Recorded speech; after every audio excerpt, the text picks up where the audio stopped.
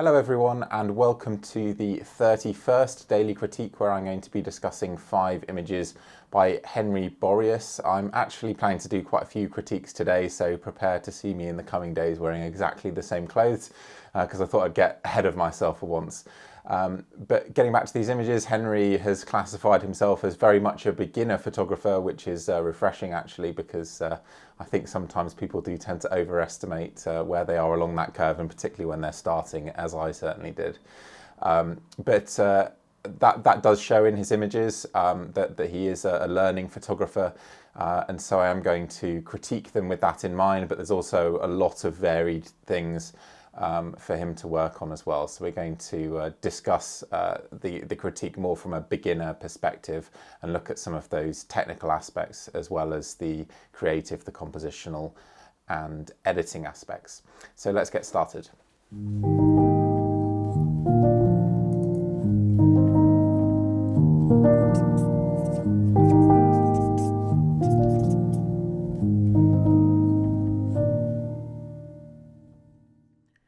So here are the images that Henri sent in, and before hopping into Photoshop, I'm just going to discuss the settings of this first image, because when we look at it in detail, we can see it's really very soft. Henri's shooting with, I think, based on the information Lightroom gives me, a Sony A7 Mark III. So it's a very, very capable camera, very good noise performance, and the quality of this file is nothing like what that camera would be capable of, particularly paired with a good lens. I assume this 28 to 70 is a mid-range lens. You can tell that because it has a variable aperture. So maybe not the best glass, but nevertheless it should be better than this image in terms of its optical quality. And there's a couple of points to make really. As a beginner photographer, I really think you need to get on top of the technique first and really be on top of it.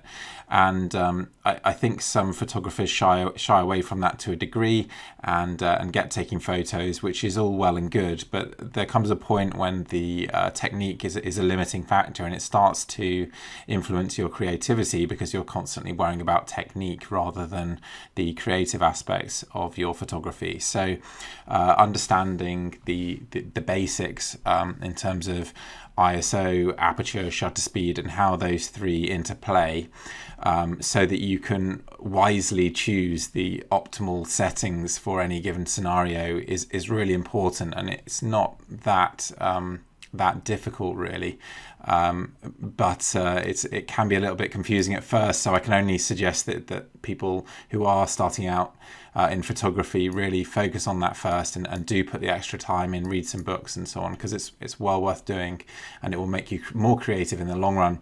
Because if we look at the settings here, we can see we're at 13 seconds, which is fine for getting the blurred mist here. So let's say we want to keep that 13 seconds, fair enough, but we're at ISO 64 and f3.5 to let in, I guess, as much light as possible. Well, especially with these mid-range lenses, you're not going to get the best performance at f3.5. So if your goal is to set a 13-second exposure, you want to drop to say f8 to get a sharper performance from the lens and a greater depth of field, which is part of the problem here because it looks like we are focused on these bushes down here, so there's a focusing error as well. But then you could have the image sharp from these bushes right into the distance, but of course then you'd be underexposed, so you'd bump the ISO up to compensate. One I guess more complex technical issue about these Sony cameras and some of the very latest cameras is that they're ISO invariant, which means that actually you could keep the ISO at 64 and then just boost the exposure in post and get exactly the same image as if you'd boosted the ISO in camera, which is actually why this final image, if I just quickly, I'm sort of skipping ahead here, but this final image is quite underexposed, and yet it doesn't really matter in terms of the image quality because the camera is ISO invariant. So although it's been probably boosted at 2 stops, it hasn't impacted the image quality. So I mean, technically you may not even need to change the ISO. You could just use a smaller aperture and underexpose. but either way, that kind of thing can make a huge difference. And in this case, the shot really suffers from the fact that it just isn't in focus. And even more so when I start looking at the composition. So let's talk about that quickly. We've obviously got this road is a lovely flowing line, and the long exposures created a fairly continuous trail of lights running through the image, which I rather like. The cars down here aren't ideal, and maybe I would have waited until, in particular, this car at the back had its lights off. But nevertheless, it's quite nice to see an image like this, which gives some context of the human interaction with the landscape. So there's that flowing line there, and these lovely repeating hills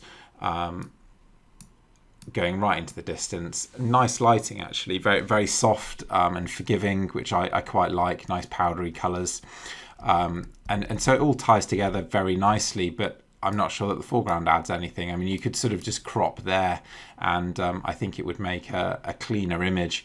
And actually, it's even worth considering losing the sky completely, or even these lights at the back, and making a very narrow image. You could perhaps lose some on the right there. There's lots of ways that you could potentially crop this to simplify it, and that would be my personal inclination, because I think by cropping in on the road here, you start to imply an idea that the hills continue and so on, whereas if you include the sky, it starts to become a bit more literal and we have a bit more context. But otherwise, I think the editing is done fairly well. I mean, you can see some weirdness where we've got the soft bushes here, and then the sharp road, which does look very strange. But other than that, I think it's quite a nice job in terms of the edit. Okay, so on to the second image. I mean, another point to make if you're a beginner is try not to run before you can walk, and that might seem a little bit insulting, but I think there's that tendency that we all have to push ourselves and get to a professional standard of image making, if you like, right from the outset, by doing the things that you see professionals do. For example, using 10-stop filters to create long exposures and misty effects.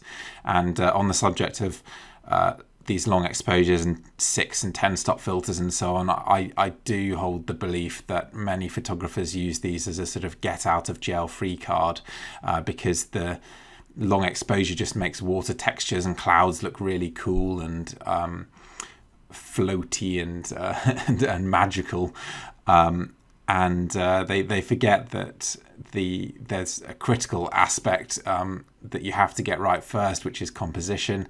And I do think that this is let down by the composition, unfortunately, and particularly by this absolutely gigantic black rock in the foreground, which has got a lot of texture and contrast. The light falling on here isn't particularly beautiful. Same with this rock, just it's less of a problem. The water texture itself, I'm not sure that I like it that much, really. I'd rather see some waves breaking, I think.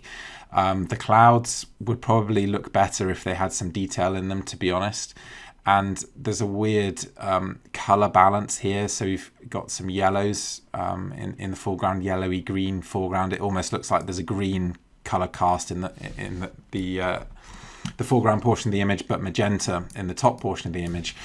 So if I mean, when I say magenta, you could argue that that's red, because if I just reduce the red here, just do this very crudely.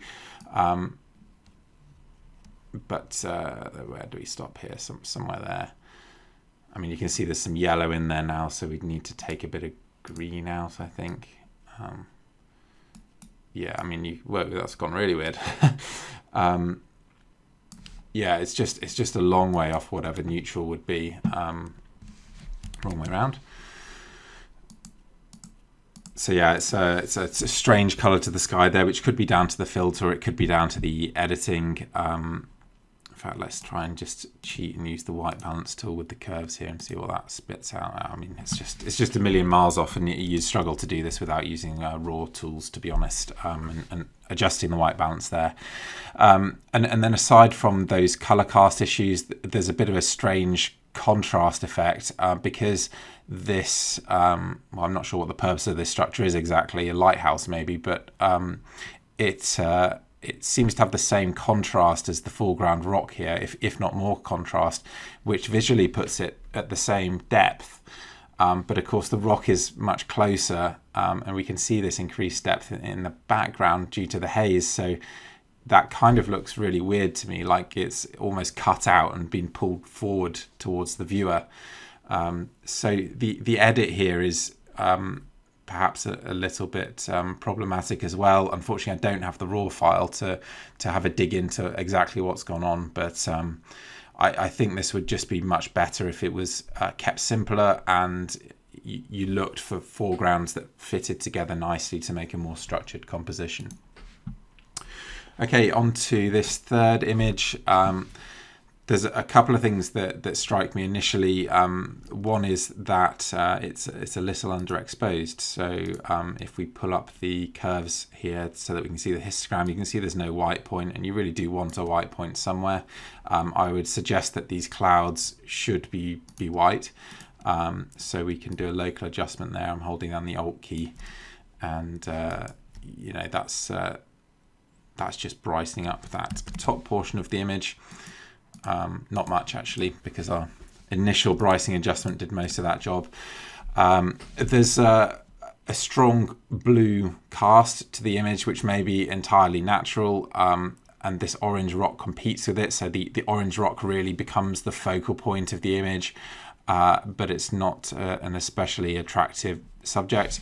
The foam here is quite interesting. But when I zoomed in to look at that, I of course noticed this weirdness that's going on around the foam and the sand. So I'm not exactly sure how this was edited to create these artifacts, but whatever was done was too complex. So that might be the whole running before you can walk thing. I mean, there's some sort of masking and tonal adjustment going on, but it's been done in an imprecise way, and so it's created a rather strange sense of flatness and contrast intermingled, and these strange edges around the foam. And we can also see in the back here that there's some dark patches on top of this tower, which I guess is because some contrast work has been done to this wave crashing here, but it's bled over into the background. So I mean, yeah, there's quite a few things here that have been done to the image that I think it would probably be better if they hadn't been done. But again, I don't have the raw file, unfortunately, so I can't go through it. Compositionally, there's so much going on. It's so busy.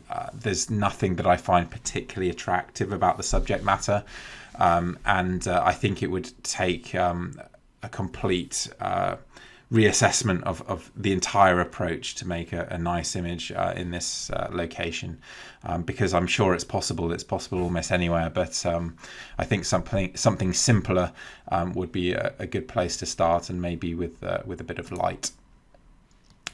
Okay, so we've got a bit of geometry going on here, which is nice. I quite like this sort of sense of diagonals happening here, and maybe there's room for this composition to work in some way, but I think the massive trees coming here on the right is a little bit awkward. I'm not sure quite about this foreground either. The view is obviously lovely, but I wonder if you could perhaps have walked to the left, so you start to lose some of the city there.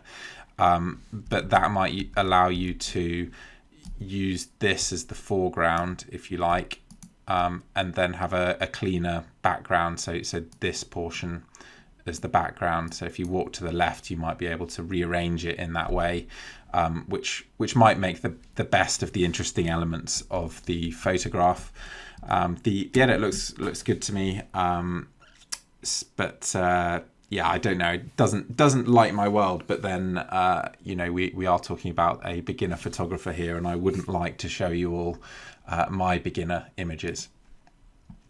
Right, and onto this final image, the strongest of the set. There are still things that could be revisited about this image. This was the one that was a little underexposed, which, as I said, isn't really a problem with this particular camera. But to have it underexposed and then blow the highlights, I mean, that really should be avoided. You can see these strange cyans coming in here because we've got channel clipping. So if I jump into the color channels here, the red channel is blown, the green channel is blown, and the blue channel is also blown in various areas. But because they're blown in different ways, the effect is that around those white highlights you get these cyans coming in. So it does look a little strange, that area, and I'd certainly go back and edit it a little differently. So let's do that, and I will just boost the exposure. So I'm just looking at what's happening with the foreground, add some contrast, darken the highlights, boost the shadows, add some more contrast, darken the exposure. So I'm just trying to find that happy medium. Maybe add a bit of magenta in, being careful not to overdo that, and then add a bit more warmth. Ooh, don't want to go too far with that for sure.